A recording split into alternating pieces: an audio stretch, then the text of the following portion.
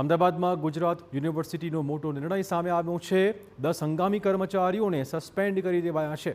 કમિટીના સભ્યોની ભલામણ બાદ કરાયા છે સસ્પેન્ડ। પૂર્વ કુલપતિ નિર્જા ગુપ્તાના સમયગાળામાં આર્થિક ગોબાચારીનો આરોપ છે।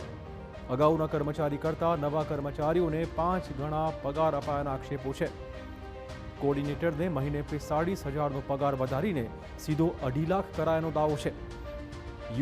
જીયુસેકના સીઈઓનો પગાર 1.20 લાખથી વધારી 5 લાખ કરાયો હતો। નવી ભરતીમાં 1.5 લાખ પગાર અપાયો હોવાનો પણ દાવો થઈ રહ્યો છે। યુનિવર્સિટીનો અગાઉ વાર્ષિક ખર્ચો 85 લાખની આસપાસ હતો।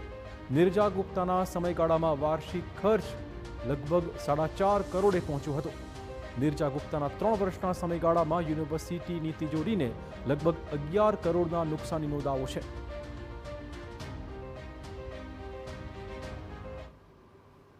Srinivas Rao Sureddy, group CEO GUSEC, Mansingh Rajour, CEO ID SRF, Vishwajit Adhikari, senior vice president AIC GUSEC, Dinesh Kumar OSD हिसाब विभाग जे चीफ एकाउंट ऑफिसरना पण चार्जमां छे, doctor Pavan Pandit director KS school of business management और डायरेक्टर सीपीसी बंनेनो चार्ज एमनी पासे हतो।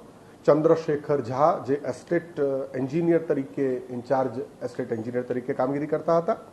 तुषार भाई त्रिवेदी जे लीगल ऑफिसर तरीके कामगीरी करता हता અને પરેશભાઈ સોની જે ફાયર ઓફિસર તરીકે કામગીરી કરતા હતા। આ ઉપરાંત 2 પ્રોફેસર ઓફ પ્રેક્ટિસ, એક છે ડોક્ટર રાજ ચાવલા અને બીજા છે સોનલ મલ્હોત્રા। આ ટોટલ 10 વ્યક્તિને તાત્કાલિક અસરથી સસ્પેન્ડ કરવામાં આવે છે। આ પછી જે તપાસ કમિટી છે અમને એમનો અહેવાલ આપશે। તપાસ કમિટીનો જે નિષ્પક્ષ અહેવાલ આવશે એ અહેવાલ આવ્યા બાદ આગળની જે પણ કાર્યવાહી છે એ અંગે યુનિવર્સિટી સત્તામંડળો નિર્ણય લેશે।